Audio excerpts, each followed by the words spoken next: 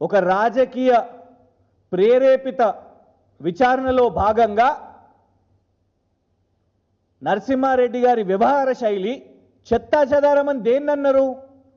నిన్న సుప్రీంకోర్టు ఇచ్చిన తీర్పా?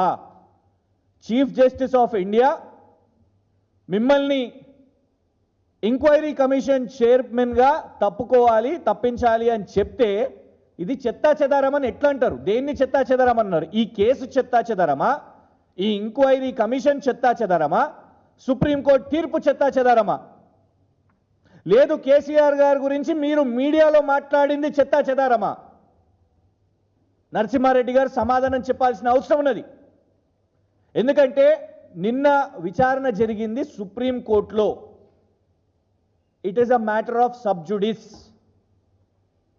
Supreme court chief justice ముందు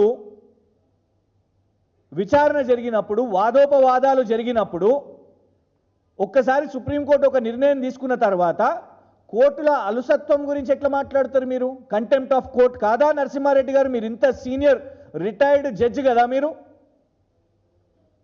కోర్టుల అలసత్వం అని మీరు మాట్లాడొచ్చునా? రాష్ట్రంలో ఏ పౌరులు మాట్లాడినా, మేము మాట్లాడినా, కోర్టుల గురించి ఎవరన్నా మాట్లాడితే మీరు ఎట్లా మాట్లాడతారు కోర్టుల మీద అని కంటెంప్ట్ అవుతుంది, కోర్టు కేసులు అవుతాయి.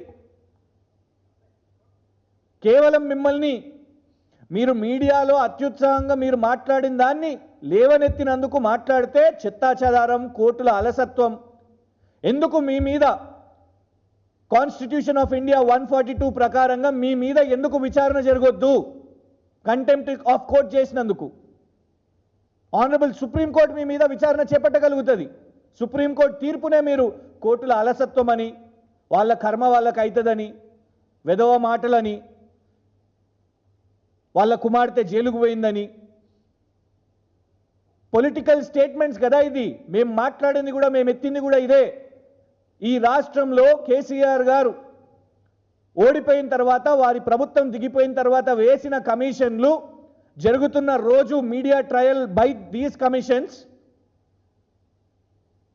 ఖచ్చితంగా రాజకీయంగా కేసీఆర్ గారి మీద బురద చల్లాలి అని నిన్న సుప్రీంకోర్టు తీర్పు తర్వాత, సుప్రీంకోర్టు రిమార్క్స్ తర్వాత ఈ ఎంక్వైరీ కమిషన్ చైర్మన్ ఆ తర్వాత ఇచ్చిన ఇంటర్వ్యూలతో స్పష్టంగా అర్థమవుతున్నది.